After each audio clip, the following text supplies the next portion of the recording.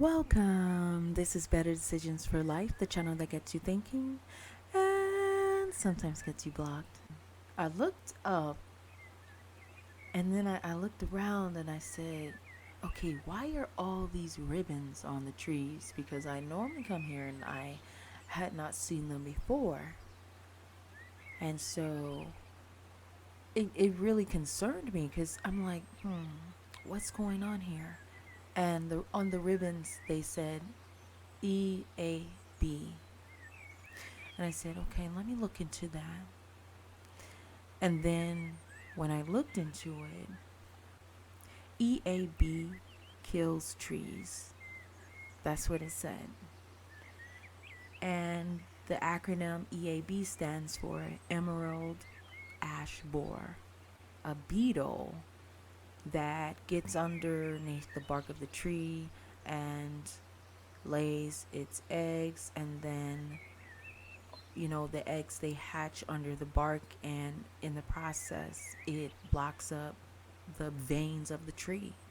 So that means that the tree's arteries get blocked, and so that it cannot get nutrients and it cannot flourish.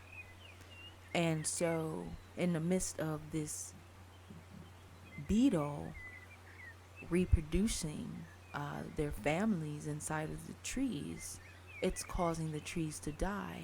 I noticed that it's just not only happening where I live at, but as far as the beetle destroying trees. And the thing about this is that those ribbons were around the trees to signify that the trees are dying. So eventually they're going to die and they need to be cut down. And it costs so much money to cut down just one tree. I believe it costs between uh, like 100 to 500 US dollars to cut down one tree. So imagine if that city does not have enough funds already, and so now and they have to find the funds to cut down these trees, because if they do not, then they might have to close the parks because the trees can fall on people.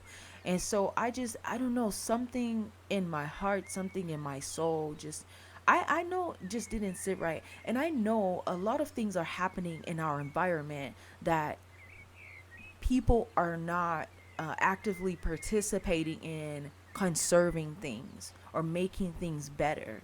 And so imagine the human population is destroying. We are destroying our own environments. And so the trees are not only dying, and the trees are dying across the US, the United States of America. They're dying all over the world. They're dying in African nations, Ghana, you have this shade tree is dying, and a lot of people, a lot of families, have shade trees, and they have their businesses based around the shade tree. They make shea butter. They get many benefits from the shea nut. And imagine, Ghana is a producer of cocoa. The cocoa trees are dying. And imagine, especially for people who use cocoa for different things. And in particularly, a lot of nations use cocoa for chocolate. And so they're dying. There's other trees that are dying in Ghana also. And I remember there was an accident in Ghana where it was like 20 students went swimming somewhere near a waterfall, and trees fell on them. Now, of course, the media said, oh, the trees fell because of the rain and all this. The thing is that, you know, those trees could have been infected with something. I'm not saying they were infected by a beetle. They could have had some kind of disease, the trees. And so that weakened their systems. It could even be caused by the climate, when it's hot. Okay, it's already hot in Ghana, but the climate has been increasing over the years.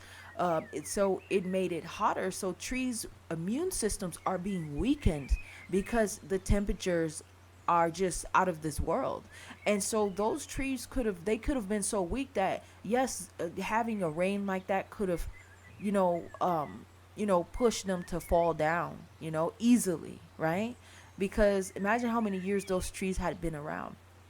So that, and I mean the list can go on. And in Ivory Coast, they also have shade trees that are dying, and and they have other trees that are dying as well. In Kenya, there's a fig tree, and that tree been dying, but people associate that tree with like religious beliefs and political beliefs. Let's say in particular, okay, Kenya won its independence in 1963, right? So, in particular, I believe the Kikuyu tribe, they associated that tree dying or falling with political have some political connection, because at that time Kenya was colonized by the British, okay, and so even the British started to believe in that, like, hey, these trees are sacred. They're connected with political, whoever is in power at that time. The trees would signify, if the tree fell, the tree died, then you would know someone will be out of power, or that was just there's a connection with that. And so 1963, when Kenya won independence, then that was associated at that time with that tree, the fig tree. And so still to this day, there are Kenyans who believe in that, like, if a tree falls, you better believe there will be some sort of transition in power. So, and then there's other trees that are dying in Kenya, and then you have in Ethiopia the frankincense tree. That tree is dying, and that tree is so beneficial. Mainly, people know it for like essential oils, or some kind of smell or scent that they get from the sap of the tree. So and it has a lot of medicinal benefits. So that tree is dying. They have other trees that are dying. Like I said, the list can go on. And then you have in South Africa, or even the southern part of Africa, the continent, like different nations. For example, Namibia being one of them, the baobab tree. Some people say baobab tree or baobab tree. That's like, oh my gosh, the tree is so beneficial, where it can withstand dry heat, but it's a flowering tree. And so with this tree, and it grows to be so huge, they can live up to be, I believe, about 3,000 years old. And these trees have been dying off so much, and so even people would use it for, they will use it for shade, they'll use it for food, they'll use it, of course, medicinal value. I particularly like the to make a soup, like from the leaves, like from that tree. The soup is very good. So, and it grows in different regions of Africa as well, but in particular in southern Africa, the trees tend to grow so huge. And so it's just is my feeling about nature, my feeling, my sentiments, because we are all connected. Like, our environment is a reflection of ourselves, and if we are constantly hurting our environment, we are inevitably we are hurting ourselves. But a lot of people in society, like, they don't understand that, they don't feel that connection, and it's a shame. It's sad, because if the trees are dying, then who do you think is next? Imagine the so many benefits that we get from the trees. Like, come on, the list can go on. Like, you get the obvious. Like, they help us with cleaning the air, filtering the air. They help us with oxygen. They help us provide homes for insects and animals. Of course, we want them to be the good insects, not the ones that are like considered to be invaders that are killing the trees. But they provide a balance. There are balances to our ecosystem. And for example, when there's like floods or hurricanes, the trees are there to prevent so much water from just coming and rushing through. So they're like natural blockers of like certain rains and water and things of that nature. And you know the list can go on. And so in this case, there are, oh, okay, another instance in Jamaica. There's a disease called lethal yellow. It's turning the palm trees yellow, basically the disease. And so if you see some palm trees, not only in Jamaica but throughout Central America and even in Florida. You'll see some of the trees are like yellow, and it's unnatural. The leaves are yellow. That's because they're dying. They have a disease, and those situations have happened because those trees were planted on land when they needed to be. They're like mangroves. They need to be planted, like you'll see palm trees like near sand and near drier areas. Those trees were never meant to be planted like on lawns and on near like land. Like certain trees should not be planted in certain areas. And so just there's different situations why these trees are dying, but they're dying at alarming rates. And then you have in Italy, the olive trees are dying. You have in Rome, they have, I think they're pine trees. Those trees are dying and they're falling down. People are getting killed because these trees are sick because of what we're doing to the environment. We're either putting things in places they don't, a lot of times because we're putting things in places where they don't belong, or like, or transporting wood, or even people who go camping. Like there are signs and camping sites that tell people do not take the wood away from this area because that wood could be infected with something, and then you take it to another area and then it infects the other population of trees, and you're reintroducing things to other environments. And that's why if you travel anywhere like outside of your countries, it doesn't matter where you're from, but for example, if you were to travel outside the US and go to another country, and then you before you come back, you must fill out like a customs form, and it asks you all kind of questions, that and one of them is like, have you been around farming, have you been around animals, have you been around certain species of plants, and do you intend on bringing certain plants into the country. And they want to know these things to prevent a disruption in the ecosystems. And this goes for like any country. And I remember before I went to Mexico, like I was going from the US to Mexico, and I had pineapple because I like to travel and I like to have my own food versus like buying the food, from the airport or whatever. And so, but before I entered Mexico, they weren't even going to check my bag, and this is there's a breakdown in security, at least I know of, when you're traveling to countries outside of, I guess, a developed country.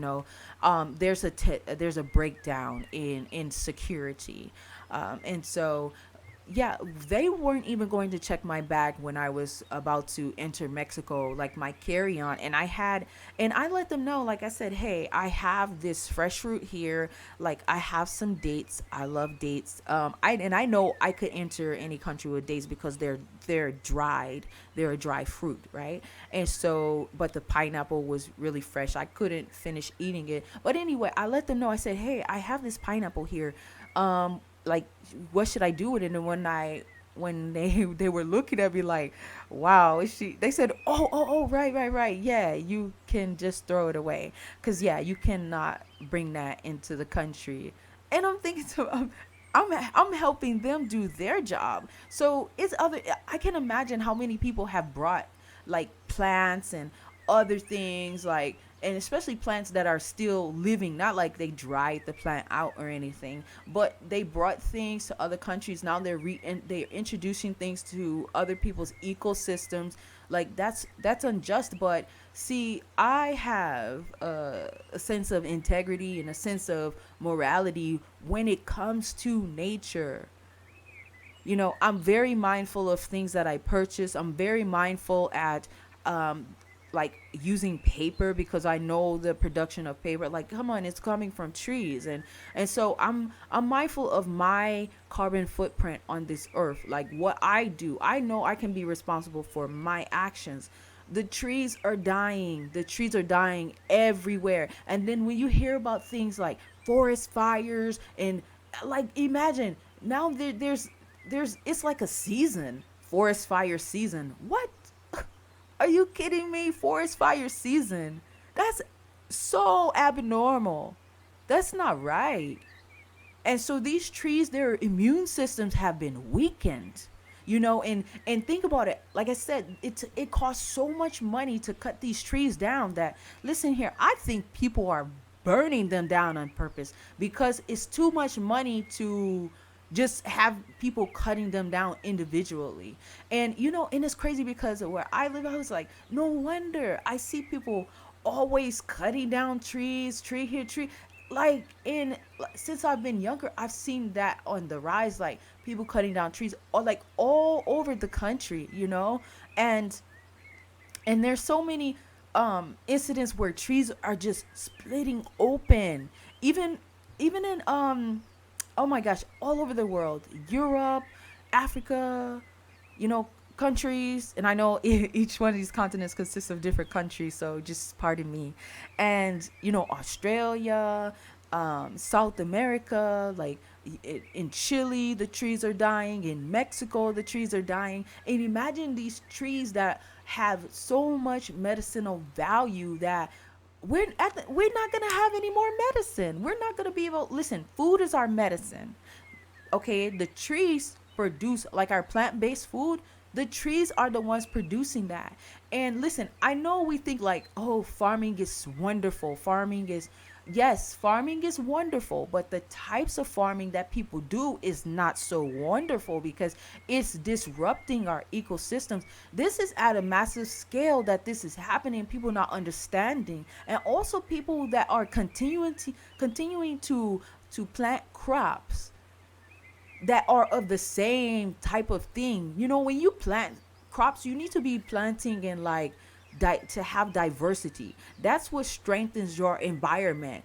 So because if you don't, then whatever invading insects will come, they will know. They know how to predict your behaviors. They know, okay, this human will be planting this human will be planting that, and then they know how they get used to your style of farming and your crops, and they know how to attack you.